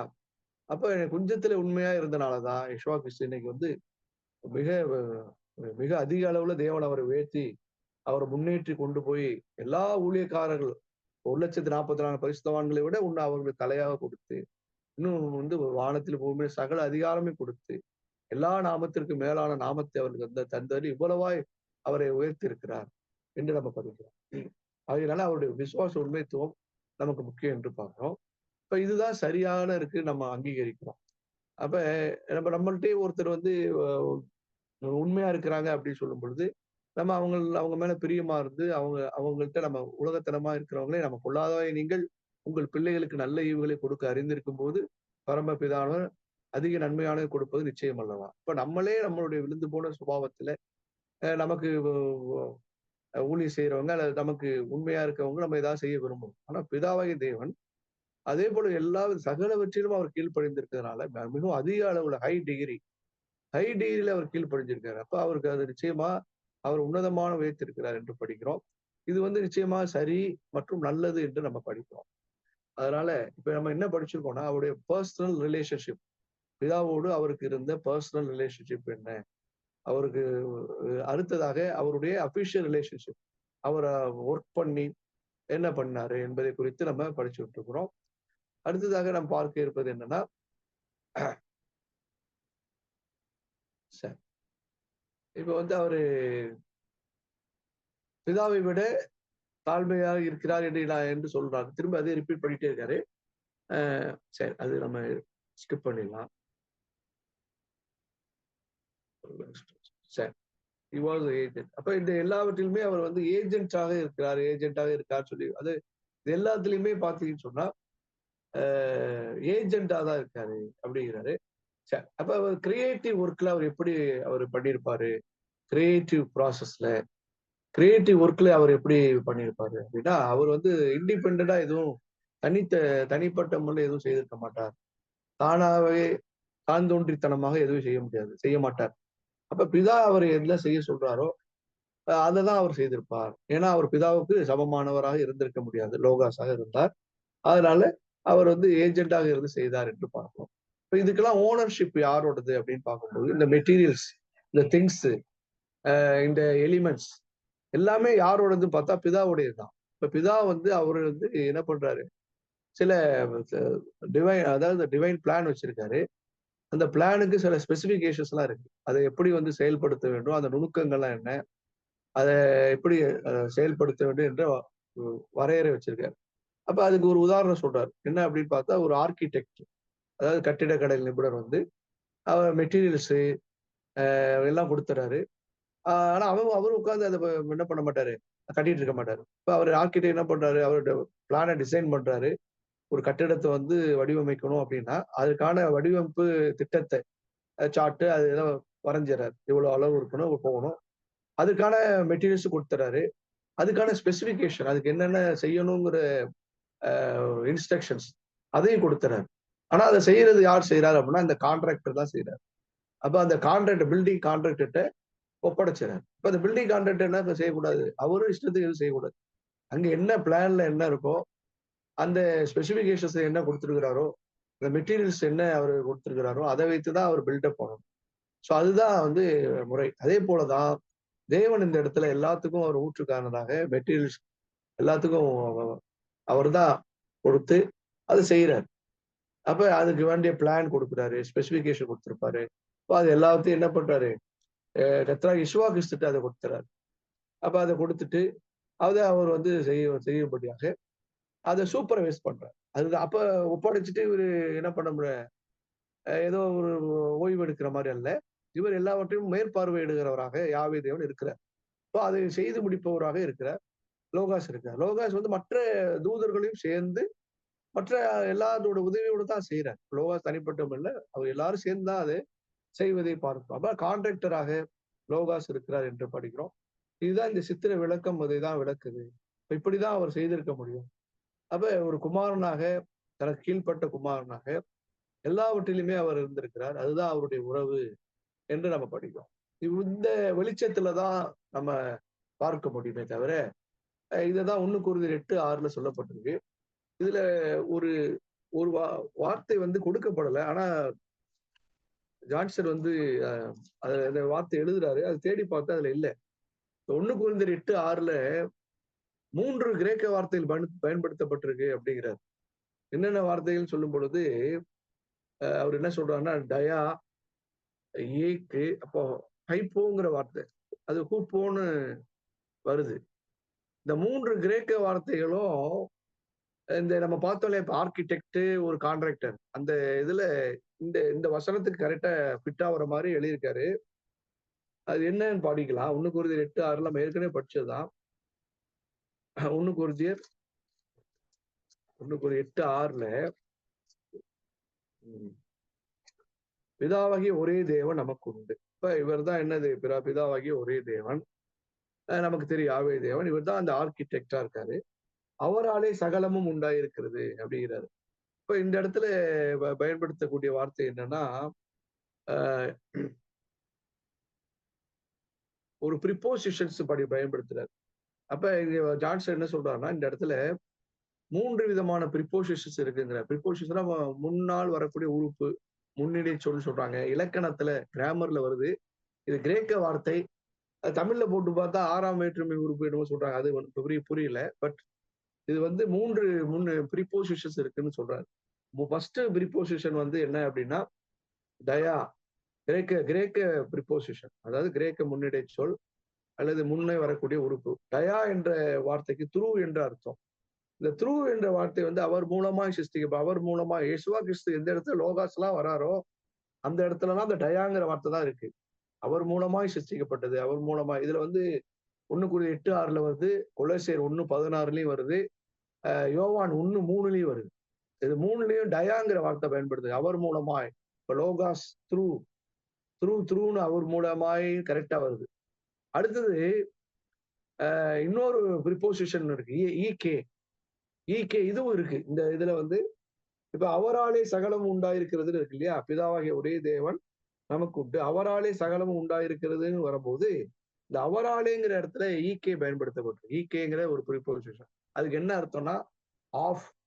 அது ஒரு ஆங்கில அதுக்கு ஈக்குவலான அது கிரேக்க ஈகேங்கிறது கிரேக்க ப்ரிப்போசிஷன். அதுக்கு ஈக்குவலண்டான ஆங்கில ப்ரிப்போசிஷன் இங்கிலீஷ் ப்ரிப்போசிஷன் என்னன்னா ஆஃப் அல்லது அவுட் ஆஃப். இந்த அது இது அவுட் ஆஃப்ங்கிற வார்த்தையில அப்ப எல்லாமே யாருடையது? ஆஃப், பிதாவுடையது. அதனாலதான் அங்க சொல்லப்பட்டிருக்கு. தமிழ்ல அது சரியா இல்ல. அவராலே சகலம் உண்டாயிருக்கிறதுன்னு போட்டிருக்குது. ஆனா அது ஆக்சுவலா எப்படி இருக்கணும்னா அது ஈகேன்னு போட்டு படிச்சீங்கன்னா சகலமும் அவருடையது. யாருடையது? நம்ம பார்த்தோம் இல்லையா? சகல பொருட்கள் மெட்டீரியல்ஸ், பிளான்ஸ், அந்த ஸ்பெசிபிகேஷன்ஸ் எப்படி செய்யணும், இந்த உலகத்தை உண்டாக்கணும் எல்லாமே தேவனுடையது. பிதாவாகிய யாவே தேவனுடையது. எல்லாமே அவருடைய சகலமும் அவருடையது.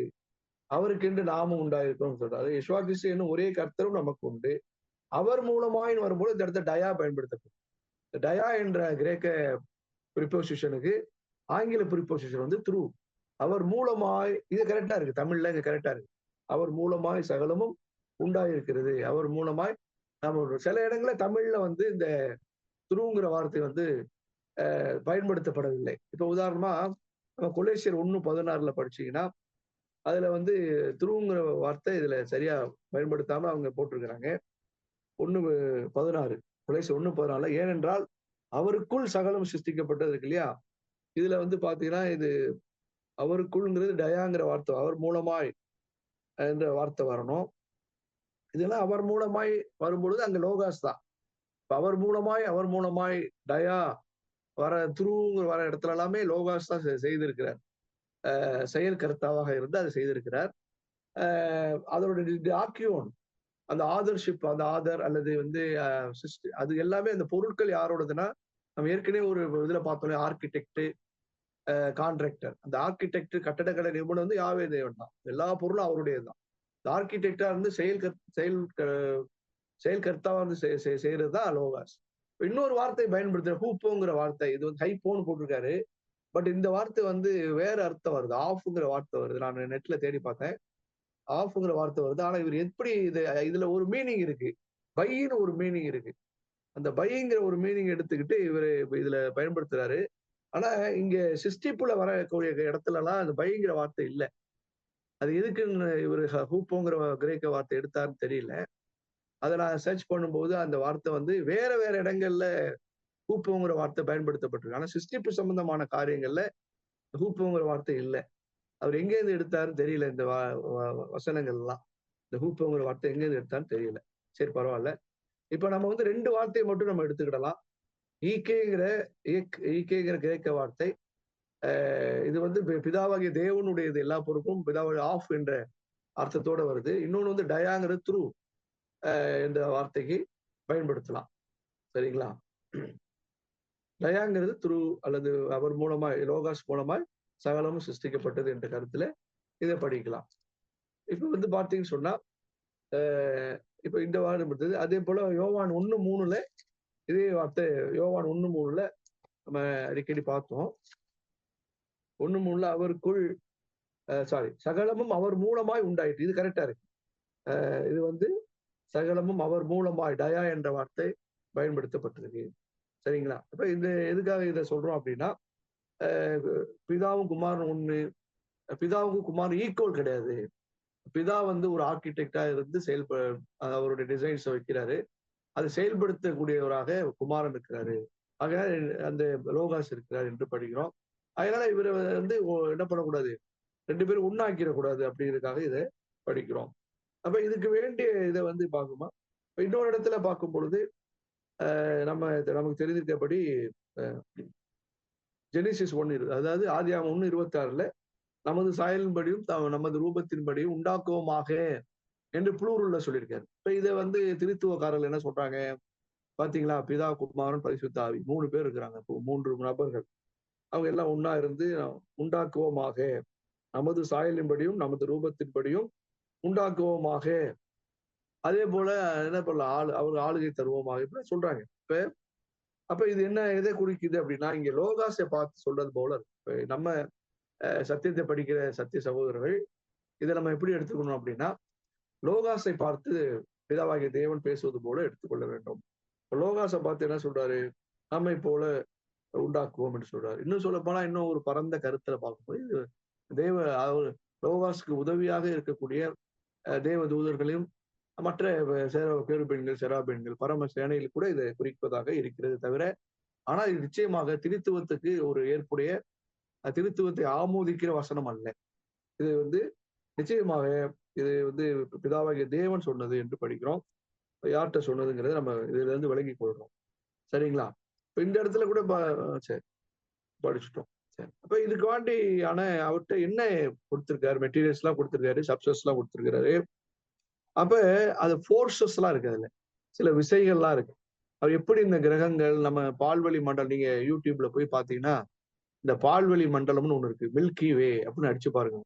அதை அடிச்சு பாத்தீங்கன்னா எவ்வளவு கோடிக்கணக்கான நட்சத்திரங்கள் கண்ணுக்கு தெரியாது. நமக்கு வந்து எங்க இருக்குதுன்னே தெரியல, எவ்வளவு தொலைவுல இருக்குன்னே தெரியல. அதுல எங்க பரலோகம் இருக்குன்னே தெரியல முதல்ல. அதனால நம்ம பூமி அதுல என்ன இருக்கு, ஒரு டாட்டு கூட கிடையாது. பூமி பாத்தீங்கன்னா ஒரு டாட்டு கூட இல்லாம இருக்கு, நட்சத்திரம் இருக்கு. நம்ம வந்து சூரிய மண்டலத்துல இருக்கிறோங்கிறோம், சோலார் சிஸ்டத்துல. இந்த சோலார் சிஸ்டமே மில்கி வேல எங்கேயோ ஒரு இடத்துல தான் இருக்கு, அதுல இருக்கு. அதுல கோடிக்கணக்கான நட்சத்திரங்கள். அது மாதிரி மில்கி வே வந்து இன்னும் நிறைய நிறைய இருக்கிறதா சொல்றாங்க. அந்த மில்கி வே இன்னும் உண்டாக்கிக்கிட்டே இருக்கிறாங்களா என்னன்னு தெரியல. போய்கிட்டே இருக்கு, வெடிக்குது வெடிக்குது, இன்னும் போய்கிட்டே இருக்குதுங்கிறாங்க. சோ அதெல்லாம் நினைக்கும் போது தேவனுடைய ஆலங்கானத்துவம், தேவனுடைய ஞானம், அறிவு, நம்முடைய ஐஸ்வர்யம் இதெல்லாம் நம்ம வந்து அளவிடப்பட முடியாதவைகள், ஆழங்காண முடியாதவைகள்ங்கிறது மிக சரியாதான் இருக்கு. அவருக்கு அவருக்கு என்ன பண்ண முடியாது, அவருக்கு ஈக்குவலா யாருமே நிறுத்த முடியாது. சோ அந்த அளவுக்கு தேவனுடைய ஞானம் அவ்வளவு சிருஷ்டித்து வைத்திருக்கிறார். சோ அப்ப அந்த எப்படி சிருஷ்டித்தாருன்னு நமக்கு வெளிப்படுத்தப்படவில்லை. ஏற்கனவே நம்ம பார்த்த மாதிரி மறைவானவே கர்த்தராகிய யாவே தேவனுக்கே ஒரு இல்லையா. அதனால அந்த போர்சஸ் எல்லாம் எப்படி அவர் ஹேண்டில் பண்ணாரு, அதை எப்படி வந்து கொண்டு வந்தாரு போனாரு, எல்லாம் ஒண்ணும் புரியல. அதுல சரி, அது ஆரம்பத்துல பாத்தீங்க சொன்னா அதெல்லாம் ஒரு வாயுக்களா கேஸஸா இருந்திருக்கும், அது எப்படி இருந்திருக்கும் அப்படி இருக்குன்னு விஞ்ஞானிகள் என்னென்னமோ கற்பனைகள்ல யூகத்தின் அடிப்படையில அவங்க என்னமோ சொல்றாங்க. அது எந்த அளவுக்கு உண்மைன்னு நமக்கு தெரியல. அதெல்லாம் நமக்கு வந்து எதுவும் கொடுக்கப்படவில்லை. அதனால வெளிப்படுத்தப்படாதனால அதை நம்ம போய் இது பண்ணக்கூடாது. ஆனா லோகாஸுக்கு ஒரு திறமை இருந்திருக்கு, அவருக்கு ஞானம் இருந்திருக்கு. அவர் வந்து ஒரு ஞானமுள்ள ஒருவராக சிருஷ்டித்த தேவன். இப்ப அவர்கிட்ட ஒரு கெப்பாசிட்டி இருந்திருக்கு, அது மட்டும் நமக்கு தெரியும். சோ அதை உண்டாக்கக்கூடிய வல்லமையும் அதை உண்டாக்கக்கூடிய ஞானத்தையும் லோகாஸ் கொடுத்திருந்தார். அந்த லோகாஸ் அதை பயன்படுத்தி தான் மற்ற பரம சேனைகளுடைய உதவியோடு அதை தேவபுத்தரோட உதவியோடு அதை செய்திருக்கிறார் என்பது மாத்திரம்தான் நமக்கு தெரியும். அதனால இது வந்து இதோட அவ்வளவுதான். இதுல நிறைய பாத்தீங்கன்னு சொன்னா ஜான்சன் வேற விதமா கொண்டு போறாரு. இது 7 விதமான தூதர்கள் நிலையெல்லாம் படிச்சா அதெல்லாம் நமக்கு ஏற்கனவே அது வேண்டாம். சரி, அப்ப இப்ப வந்து நம்ம புரிஞ்சு கொள்றது என்னன்னா, இதுவரை நம்ம லோகாஸ் தான் எப்படி இதுவரை லோகாஸை பத்தி எழுதிக்கிறார். இதுவரை லோகாஸ், இதுக்கப்புறம் தான் என்ன சொல்றாரு, ஏஞ்சல்ஸ் படைத்தது, ஏஞ்சல்ஸோடைய ஒர்க் என்ன, இப்ப ஏஞ்சல்ஸும் இதுலதான் வராங்க அப்படிங்கிறார். இப்ப லோகாஸ் வந்து எப்படி 3 விதமா கிரியேஷன்ல உதவி செய்தார், சிருஷ்டிப்புல உதவி செய்தார், பரிபாலிக்க ஏஜென்ட்டாக பயன்படுத்தினார்.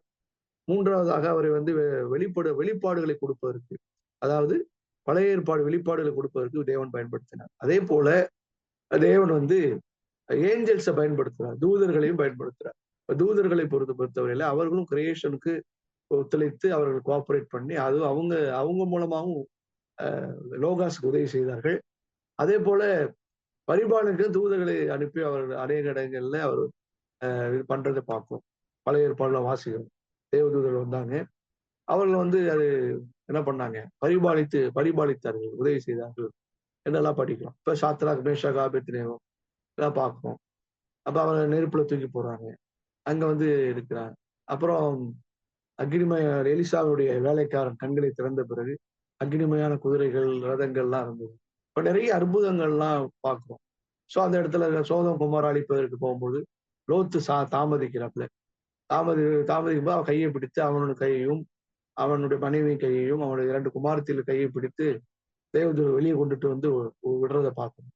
சோ இப்படி நம்ம படிக்கிறோம் இல்லையா? இப்ப தேவதூதர்களுடைய பணி. இப்ப சூரிய செடியின் கீழே ஒரு அயர்ந்து, அதாவது ஒரு பயத்தோடு இல்லையா, எலியா தூங்கிட்டான், அசந்து தூங்கிட்டான். இப்ப அவனை தட்டி எழுப்புறதை பார்த்து அவனுக்கு போஜனம் கொடுக்கறதை பார்க்கிறோம், தண்ணீரை கொடுக்கறதை பார்க்கிறோம். இப்போ இது மாதிரி அநேக இடங்கள்ல நம்ம தூதர்களுடைய பணியெல்லாம் பார்க்கணும். ஆகையினால அவங்களும் அந்த பணிக்காக பயன்படுத்தப்பட்டாங்க. அவங்கள பற்றி சொல்லும் பொழுது என்ன சொல்றாரு பவுல் சொல்லும்போது, அவர்கள் ரட்சிப்பை சுதந்திரிக்க போகும் அவர்களுக்காக அனுப்பப்படக்கூடிய பணிவிடை ஆவிகளாக இருக்கிறாங்க. பணிவிடை ஆவிகள் என்று சொல்றாரு. அப்ப யெஷுவா கிறிஸ்துவை எடுத்து சொல்லும்போது, நான் வேண்டிக் கொண்டால் 12 லேகியோனுக்கு மேலாக தூதர்கள் தேவன் அனுப்ப மாட்டாரா என்று கேட்கிறார். அப்ப அவர் எப்பொழுதுமே நேத்து கூட ஒரு வசனம் பன்னீர்செல்வம் சொன்னார் இல்லையா? என்ன சொன்னாரு?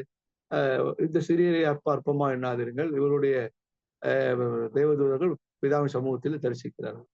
அப்ப எல்லாருக்கும் ஒரு கார்டியன் ஏஞ்சல்ஸ் இருக்காங்க. அப்ப ஏஞ்சல்ஸோடைய பங்களிப்பு இருக்கு, அவங்களையும் தேவன் பயன்படுத்துறாரு. சரி, இப்ப இந்த மாதிரியான காரியங்களை வந்து நம்ம வரக்கூடிய இந்த மாதிரி நல்ல ஏஞ்சல்ஸ் என்ன பண்ணிடுறாங்க, சில அந்த நோவாவின் காலத்துல அவங்க என்ன பண்றாங்க, விழுந்து போயிடுறாங்க. இப்ப எல்லாரும் விழல. அப்ப அதுல சில தூதர்கள் சாத்தான், அதுல முக்கியமா விழுந்தது லூசிபர். ஃபர்ஸ்ட் அவன் தான் விழுவுறான், லூசிபர். அதுக்கு பிறகு ஆதாம், ஏவாளையும் ஆதாமையும், அது அப்புறம் அதுக்கப்புறம் தேவதூதரை விழ வைத்தான். இப்ப அவனுடைய அரசாட்சி, எம்பையர், அவருடைய பேரரசை வந்து பூமி முழுவதும் ஸ்தாபிக்கிறான். அவன் தான் உலகத்தின் அதிபதியாக ஆண்டு கொண்டிருக்கிறான். சோ இதெல்லாம் வந்து இந்த வேர்ல்டு ஆவி உலகத்துல இதெல்லாம் வருது, இந்த காரியங்கள்லாம் வருது. இதை குறித்து நீங்க இன்னும் டீட்டெயிலா படிக்கணும்னா இது 2ஆம் வால்யூம்ல, பாஸ்டர் ஜான்ஸ் எழுதின 2ஆம் வால்யூம்ல ஆங்கிலத்துல இருக்கு. இது நீங்க வாங்கி படித்துக் கொள்ளுங்கள். தேவன் தாமே நமக்கு இதை பிரயோஜனப்படுத்தி தருவாராக.